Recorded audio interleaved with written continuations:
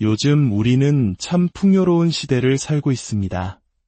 반세기 전만 해도 상상할 수 없었던 기술과 문화를 누리며 그 어느 때보다 편리한 일상을 보내고 있죠.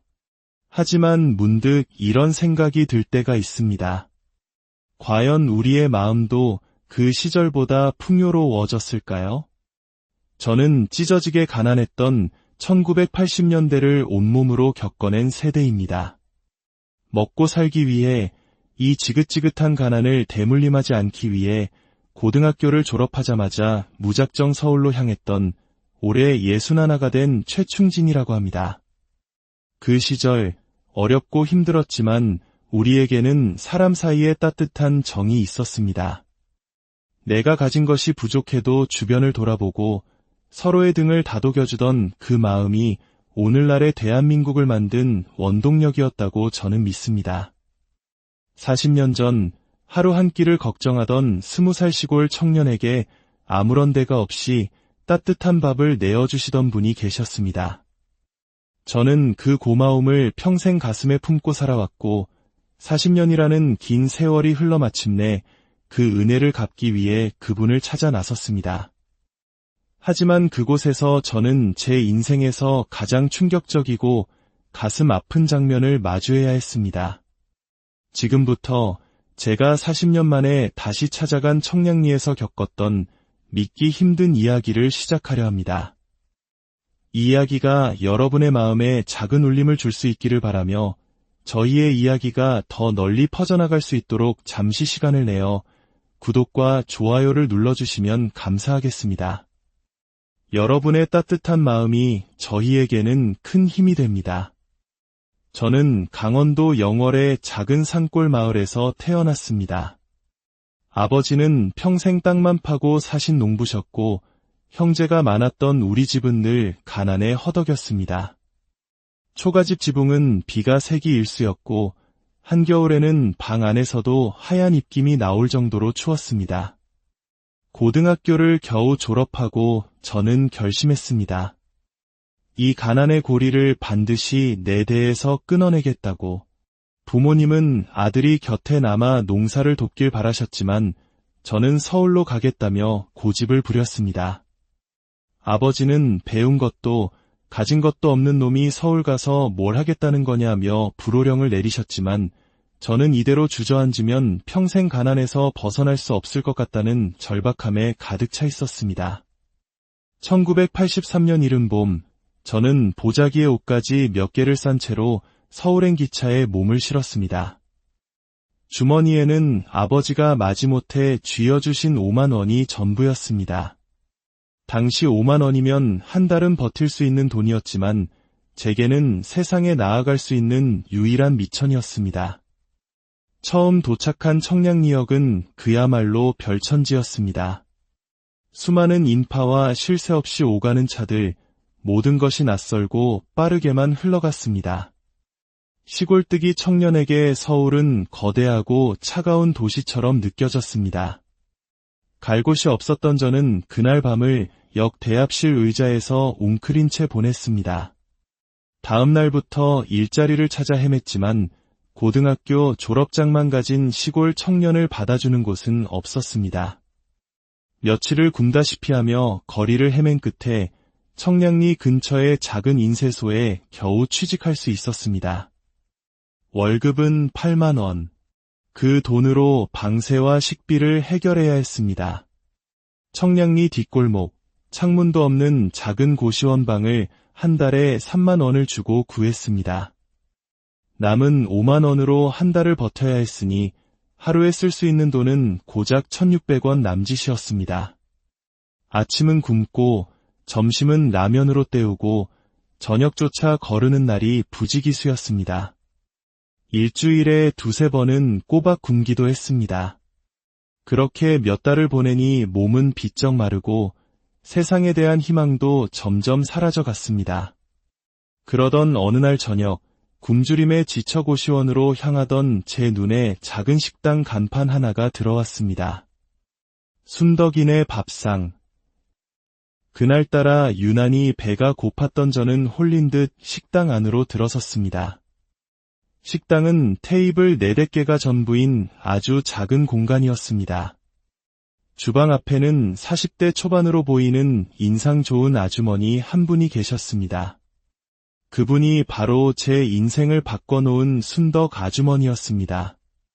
저는 주머니 사정을 생각하며 조심스럽게 물었습니다.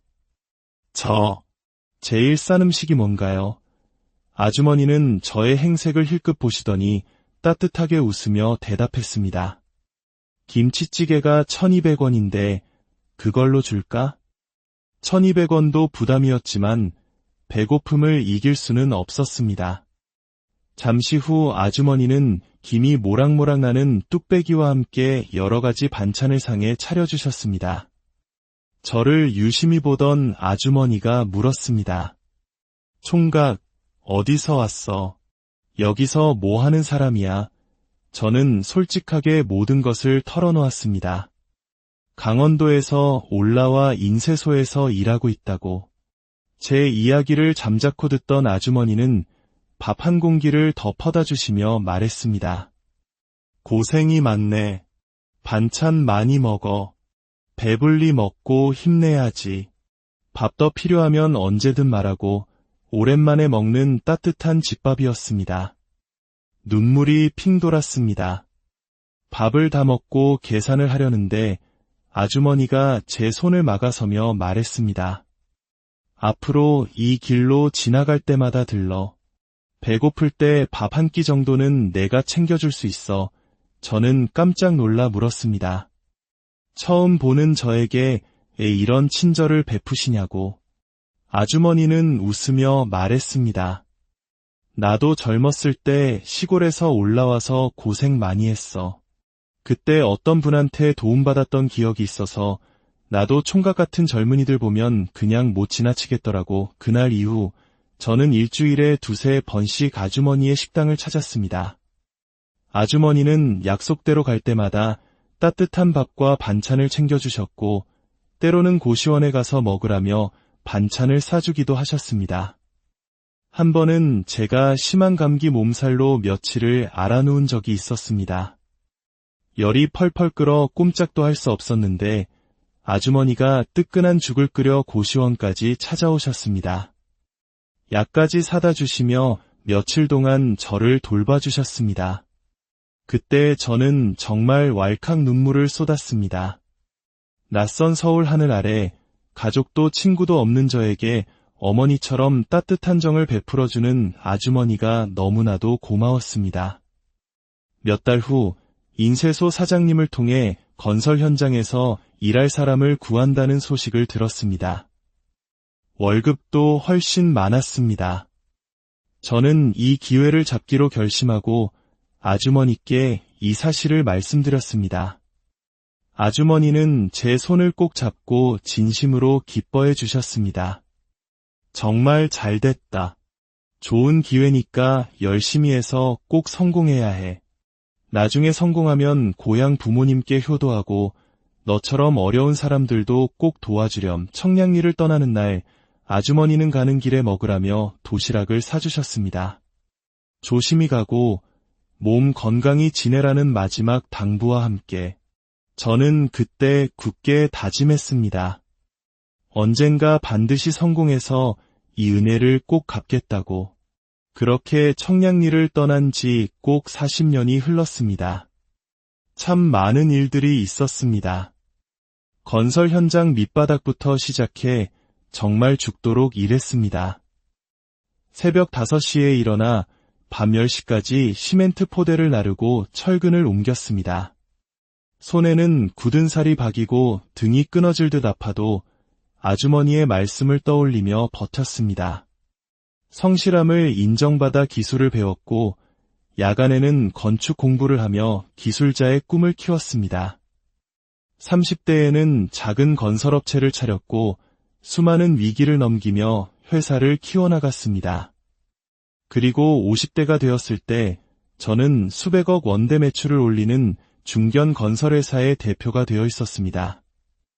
바쁜 일상 속에서도 아주머니에 대한 생각은 단 한순간도 잊은 적이 없었습니다.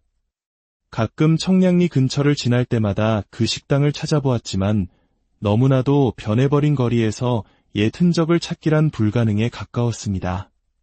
그러던 올해 제가 61살이 되던 해 운명처럼 저희 회사가 청량리 인근 재개발 사업에 참여하게 되었습니다. 40년 만에 다시 찾은 청량리. 현장 답사를 마친 어느 봄날, 저는 40년 전 기억을 더듬으며 골목을 걷기 시작했습니다. 제가 살던 고시원 자리에는 번듯한 상가 건물이, 인쇄소가 있던 곳에는 편의점이 들어서 있었습니다. 40년이라는 세월의 무게 앞에 모든 것이 사라져 있었습니다. 마지막으로 아주머니의 식당이 있던 곳을 찾아갔습니다. 혹시나 하는 마음에 가슴이 두근거렸습니다.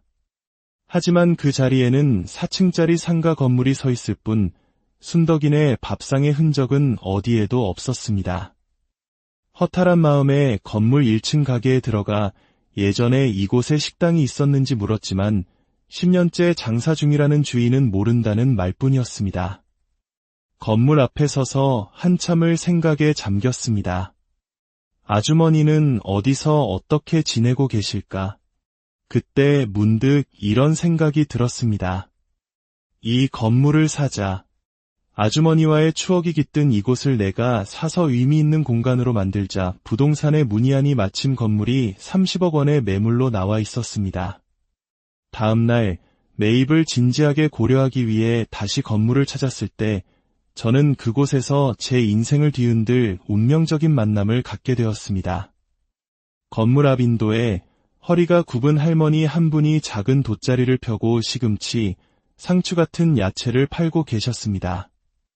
처음에는 무심코 지나치려 했지만 무언가에 이끌린 듯 발걸음이 멈췄습니다. 70대 후반으로 보이는 할머니의 손에는 두꺼운 굳은 살이 박여 있었지만 야채를 정성스럽게 다듬는 모습에서 오랜 세월의 연륜이 느껴졌습니다. 그때 1층 화장품 가게에서 어제 봤던 50대 여자가 튀어나왔습니다. 그녀는 할머니에게 다짜고짜 소리쳤습니다. 할머니, 어제 여기서 장사하지 말라고 했잖아요. 할머니 때문에 가게 이미지 나빠지고 손님들 안 들어온다고요. 지저분하고 냄새난단 말이에요. 할머니는 작은 목소리로 사정했습니다. 미영씨, 미안해. 내가 갈 데가 없어서 그래. 손님들한테 피해 안 가게 조용히 있다 갈게. 며칠만 더 봐줘. 하지만 미영씨라는 여자는 더욱 기세등등하게 쏘아붙였습니다. 아니, 자식들은 뭐하고 부모를 이렇게 길바닥에 내버려둬요? 그건 할머니 사정이고 나는 장사해야 해요. 당장 치우세요. 할머니는 애원했지만 여자는 막무가내였습니다. 저는 더 이상 지켜볼 수 없어 다가갔습니다. 할머니, 제가 도와드릴게요. 그리고 할머니의 짐을 들어주기 위해 고개를 숙인 순간 할머니와 눈이 마주쳤습니다. 가슴이 쿵 하고 내려앉았습니다. 40년의 세월이 흘러깊은 주름이 졌지만 그 따뜻한 눈빛은 분명했습니다. 설마 이분이... 고맙습니다. 젊은이 그 목소리를 듣는 순간 온몸에 전율이 흘렀습니다. 조금 쉬고 약해지셨지만 40년 전 제게 따뜻한 밥을 내어주시던 바로 그 목소리였습니다. 손이 떨려왔습니다. 평생을 찾아 헤맸던 은인이 바로 눈앞에 이렇게 초라한 모습으로 계셨습니다. 순덕 아주머니, 맞으세요? 제가 떨리는 목소리로 묻자 할머니는 깜짝 놀라 저를 바라봤습니다. 네, 저를 아세요? 누구신지? 아주머니는 저를 전혀 알아보지 못했습니다. 깡마른 시골 청년이 양복을 차려입은 중년 남성이 되었으니 당연한 일이었습니다. 제가 어떻게 말씀을 드려야 할지 몰라 머뭇거리는 사이 화장품 가게 주인 미영 씨가 끼어들었습니다. 아저씨는 뭔데 끼어들어요? 이 할머니 때문에 내가 얼마나 피해보는지 알기나 해요. 그러더니 그녀는 갑자기 아주머니의 야채를 발로 차기 시작했습니다. 정성껏 다듬어 놓은 야채들이 흙바닥에 나뒹굴었습니다. 뭐 하는 겁니까? 제가 소리쳤지만 그녀는 멈추지 않고 야채 박스까지 엎어버렸습니다. 아이고, 내 야채들. 이걸 팔아야 오늘 먹고 사는데. 순덕 아주머니는 바닥에 주저앉아 흩어진 야채들을 주워 담으며 울음을 터뜨렸습니다. 40년 전 배고픈 저를 위해 따뜻한 밥을 지어주시던 그 고왔던 손으로 흙투성이가 된 야채를 쓸어 담는 모습을 보니 가슴이 미어지는 것 같았습니다. 분노가 치밀어 올랐습니다. 저는 아주머니를 부축해 일으켜 세우고 미영 씨를 차갑게 노려보았습니다. 당신 오늘 한 짓을 반드시 후회하게 될 겁니다. 저는 아주머니를 근처 카페로 모시고 갔습니다. 그리고 마침내 40년 만에 제 정체를 밝혔습니다. 아주머니, 저예요. 40년 전 순덕이네 밥상에서 매일 밥 얻어먹던 강원도 시골 청년 충진이에요. 아주머니의 눈이 동그래졌습니다. 기억을 더듬던 아주머니의 눈에서 이내 눈물이 흘러내렸습니다. 내가 충진이구나. 그 어렸던 청년이 이렇게 훌륭하게 자랐구나. 저희는 서로의 손을 붙잡고 한참을 울었습니다. 아주머니 덕분입니다. 그때 아주머니의 따뜻한 밥 한 끼가 없었다면 지금의 저는 없었을 겁니다. 이제 제가 아주머니의 은혜에 보답할 차례입니다. 그날 이후 모든 것이 빠르게 진행되었습니다. 저는 즉시 그 건물을 계약했습니다. 그리고 변호사를 통해 합법적인 절차를 밟아 화장품 가게 주인 미영 씨에게 퇴거를 통보했습니다. 며칠 후 저는 새로운 건물주 자격으로 그 가게를 찾아갔습니다. 저를 본 미영 씨는 대뜸 짜증을 냈습니다. 저는 차분하게 말했습니다. 안녕하십니까? 제가 이 건물을 새로 매입한 최충진입니다. 한 달 안에 가게를 비워주시기 바랍니다. 미영 씨의 얼굴이 하얗게 질렸습니다. 그녀는 그제야 사태의 심각성을 깨닫고 무릎까지 꿇으며 사정했지만 저는 단호했습니다. 연세 드신 어른께 그런 모욕을 주는 분에게 제 건물을 빌려줄 수는 없습니다. 한 달 후 미영 씨는 가게를 떠났습니다. 그리고 저는 그 자리에 특별한 공간을 만들기 시작했습니다. 청량리 어르신 쉼터. 과거 순덕이네 밥상이 있던 바로 그 자리에 지역 어르신들이 언제든 편하게 와서 쉬고 따뜻한 차를 마시며 이야기를 나눌 수 있는 공간을 만든 것입니다. 그리고 그 쉼터의 운영을 순덕 아주머니께 부탁드렸습니다. 쉼터가 문을 연 첫날 수많은 어르신들이 찾아와 기뻐하셨습니다. 순덕 아주머니는 40년 전 제게 그러셨던 것처럼 이제는 다른 어르신들에게 따뜻한 차를 내어드리며 말벗이 되어드리고 있었습니다. 그 모습을 보니 40년 동안 마음속에 품어왔던 빚을 이제야 갚은 기분이 들었습니다. 지금도 쉼터에는 이런 글귀가 걸려 있습니다. 작은 친절이 큰 감동이 되고 그 감동이 세상을 바꿉니다. 40년 전 아주머니가 베풀었던 작은 친절이 돌고 돌아 이제는 지역 사회 전체를 따뜻하게 만드는 더 큰 온기가 되었습니다. 혹시 여러분도 잊지 못할 은인이 있으신가요? 혹은 누군가에게 베풀었던 작은 친절의 기억이 있으신가요? 댓글을 통해 여러분의 소중한 이야기를 나눠주세요. 이 이야기가 세상의 모든 따뜻한 마음에 가닿기를 바라며 다음에도 더 감동적인 이야기로 찾아뵙겠습니다. 감사합니다.